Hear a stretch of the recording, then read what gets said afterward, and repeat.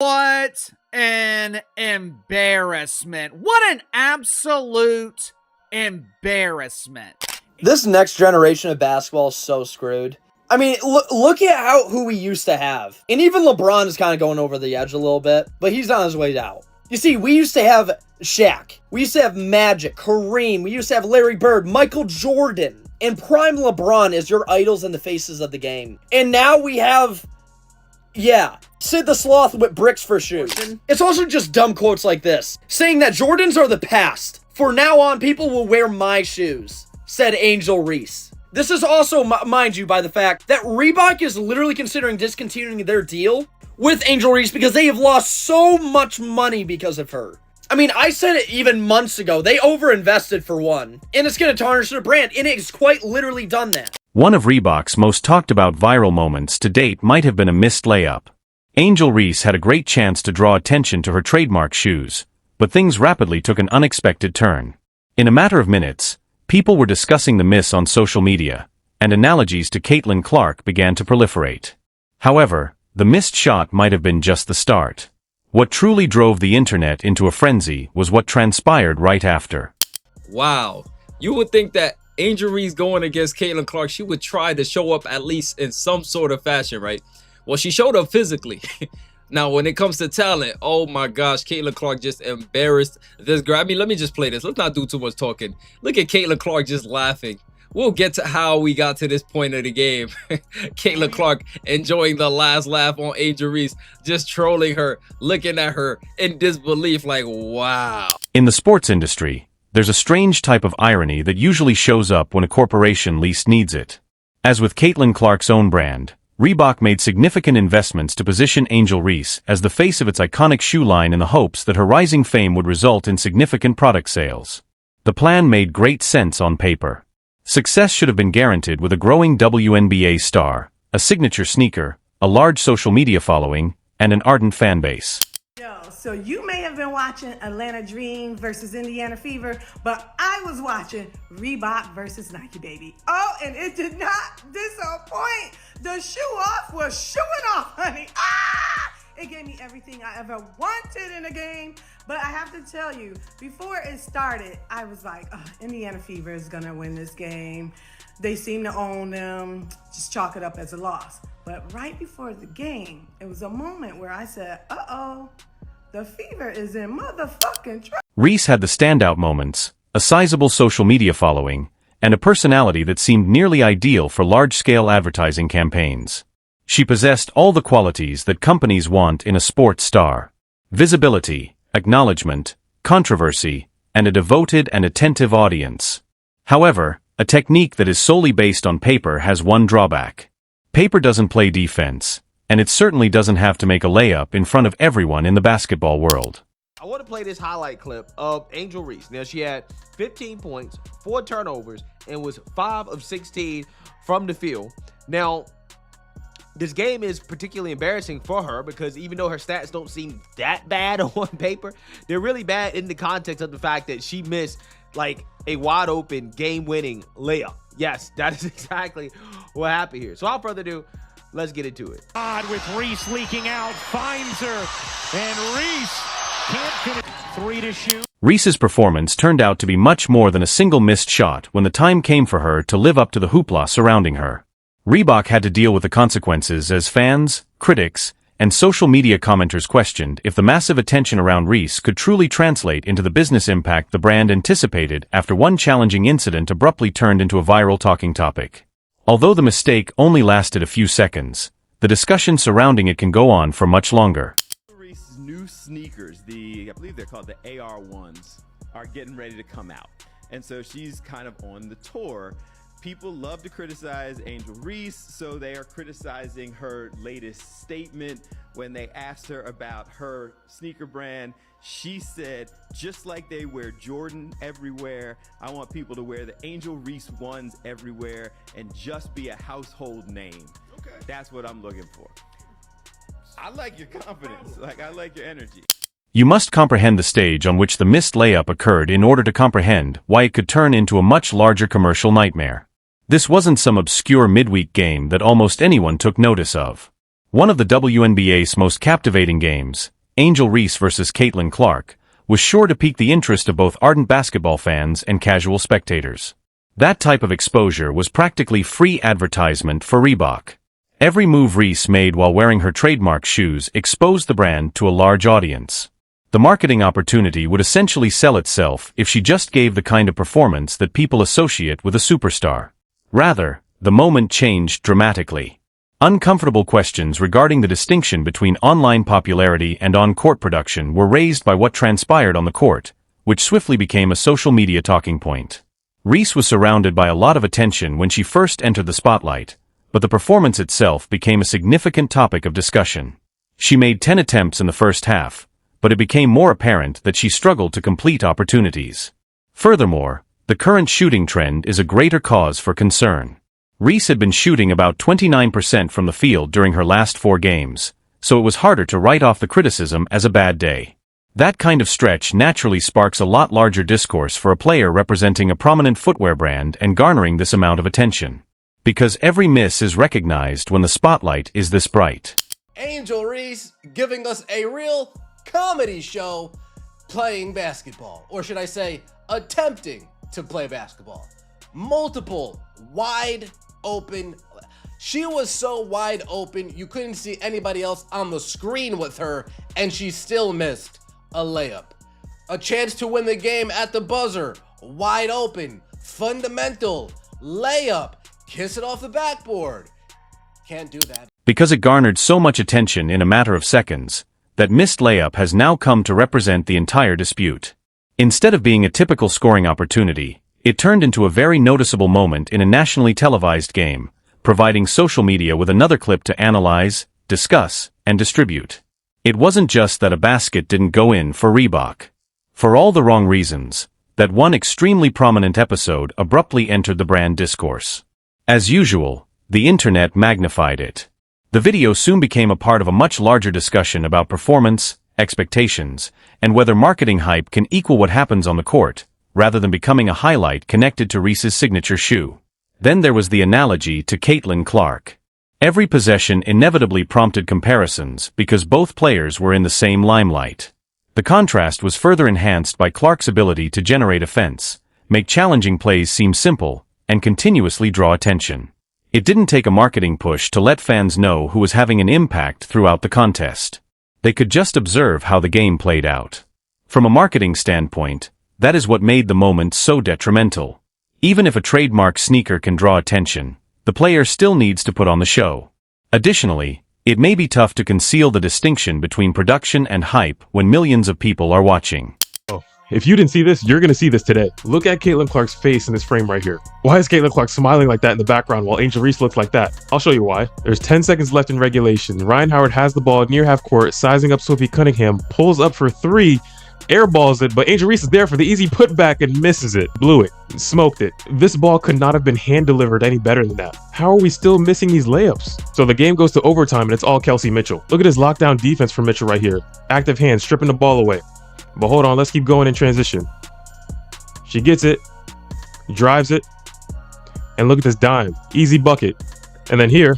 The fact that the criticism isn't based on a single instance makes the situation considerably more challenging for Reebok. Reese has demonstrated a distinct pattern in her game, which is particularly apparent when she strays from her strongest locations. She appears much more at ease and powerful when she concentrates on rebounding, positioning, physical play, and attacking the glass. Among the qualities that have helped define her game are her reflexes around the basket and her determination to fight for loose balls. When she is asked to take on the role of principal offensive creator, the issue starts. Her decision-making can become less instinctive and more tentative when she tries to stretch the floor from beyond the arc, dribble into space, or create her own shot. Additionally, such difficulties become especially apparent when they take place in the greatest possible limelight for a shoe company attempting to portray her as a powerful offensive star. The numbers give the conversation an additional level of complexity. Reese's 14% three-point shooting and 41% field goal shooting show why concerns about her offensive growth persist. Even some of her opportunities around the basket have not converted at the rate anticipated for a player whose greatest talents are supposed to come in the paint, and her perimeter shooting is still a major concern. That makes things difficult for Reebok. In the end, The numbers must back up the narrative, even though the marketing can create the limelight. Wouldn't want to watch these famous athletes while they present the illusion of basketball. Apparently, America didn't want to watch because Viking Sparkles only drew 810,000 viewers. It's not hard to figure out why ESPN is dumping the WNBA on Sundays to make room for the Little League World Series. Not only would prepubescent boys be favored by triple digits in a game of basketball against the so-called elite athletes in the WNBA. The concept of a dominant signature shoe celebrity is not organically supported by these kinds of stats. They make one wonder if Reese is being cast in a part that is not quite consistent with her present offensive output. Additionally, the discourse becomes louder and possibly more costly for the corporation running the campaign each time the discrepancy between the marketing narrative and on-court performance appears on national television. Since shoe deals are investments rather than charitable endeavors, that is where Reebok's true business difficulty starts. Based on anticipated sales, visibility, cultural impact, and the athlete's capacity to create moments that customers genuinely want to connect with, brands make financial commitments. When a corporation uses an athlete as the face of a signature shoe, it is wagering that the product will be associated with the athlete's identity, accomplishments, and performance. Take a look at Michael Jordan. His personality was merely one factor in his brand's huge growth. People wanted to be associated with him because of his basketball prowess. Caitlin Clark is subject to the same fundamental idea. What occurs on the court, scoring, playmaking, record-breaking moments, ratings, and highlights that naturally spread because people actually want to see them, reinforces her commercial appeal. For Reese, that presents a challenging contrast. The marketing equation becomes far more challenging when her most viral moments increasingly revolve on errors rather than outstanding plays. A signature shoe requires attention, yet attention is insufficient on its own. It requires the kind of attentiveness that encourages purchases. And blocked left and right, Michaela Timpson, Monique Billings treating her like she's a child. Oof. Then you have Monica McNutt of ESPN, ESPN's #1 WNBA stooge, ESPN's #1 sister. Monica McNutt and the ESPN crew couldn't stop glazing Angel Reese in halftime, while Angel Reese was... If anything, the opposite of what Reebok intended may result from these viral events. They can become recurrent social media discussion points, with followers concentrating more on the errors than the product itself, rather than being highlights that bolster the brand. Because Reebok didn't just sign a well-known player, this puts the firm in an awkward position. They linked its footwear to a player whose on-court performance is still controversial. Every game becomes a chance for Reese to disprove the skeptics, but when those pivotal moments don't happen, the criticism intensifies. Additionally, since her distinctive shoe is now strongly associated with her public persona, discussions on her performance may inevitably flow into discussions about the product. However, there is more to this tale. Ironically, a version of Angel Reese that her game followers have already seen has the potential to make the entire marketing plan successful. Reese appears self-assured and powerful when she commands the paint, dominates the glass, finishes through contact, and overwhelms opponents with her physicality. That's the Reese that initially sparked the enthusiasm around her. Instead than asking Reese's performance to fit an image that might not be appropriate for her at the moment, the question is if Reebok can focus its marketing on what she does best. It is actually unbelievable how bad some of the quote-unquote stars are in the WNBA. Like, for example, Angel Reese, who had a historically bad game against the Indiana Fever. Now, you wouldn't know that if you watch ESPN, and we're going to get into this, right? Part of the reason why nobody takes ESPN seriously anymore. Because, again, when you can see objectively bad play. Reese appears to be the kind of unrelenting competitor a shoe company might create a strong identity around when she concentrates on what she does best: crashing the boards, fighting through contact, defending with physicality, and making the hustle plays. To be marketable, she doesn't have to be the player who scores 25 points every night. Toughness, effort, defense, and doing the things other players don't want to do are the cornerstones of many successful athletes' brands. Without ever having to develop into a conventional scoring star, Dennis Rodman transformed his exceptional rebounding and defensive prowess into a Hall of Fame career and an iconic global image. Draymond Green took a same route, allowing Stephen Curry to be Golden State's offensive focal point while embracing his defensive versatility and playmaking. There have been glimpses of that individuality in Reese. Her game appears a lot more natural when she just concentrates on controlling the glass, defending belongings, engaging in physical play, and applying the paint. However, the rhythm might vanish when she tries to go outside those strengths, bringing the ball up herself, making challenging shots, and making dubious three-point attempts, and that becomes Reebok's greater problem. Every forced possession becomes a potential point of contention if the company promotes Reese as a dominant offensive centerpiece. However, the story is much easier to sell if it highlights her true skills, physicality, toughness, rebounding, and unwavering effort. Because the role that everyone expects an athlete to perform might often be the issue rather than the athlete themselves. Sports Illustrated, Angel Reese, Michael Jordan comparison is beyond absurd.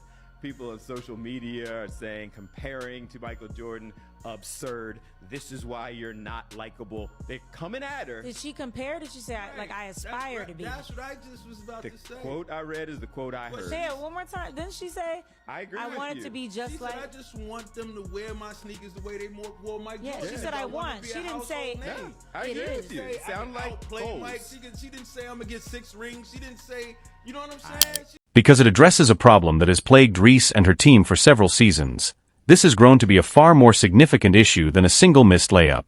It takes more than just agility and name recognition to build an offense around a guy.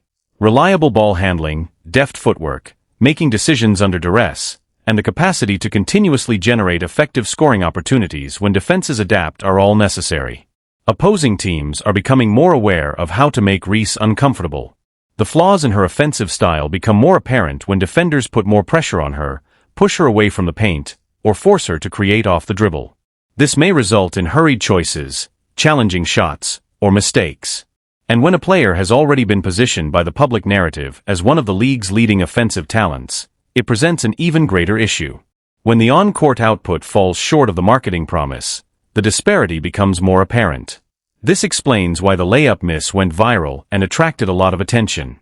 Fans were responding to a wider discussion about Reese, her role, and the high expectations placed on her rather than just one lost opportunity. Furthermore, the analogies were inevitable with Caitlin Clark on the opposing side of the match. Two young talents whose careers have been compared since college were watching every possession. Thus, it became much more than a single missed basket. It developed into a new chapter in the continuous discussion about expectations, hype, and what truly occurs when the spotlight is turned on.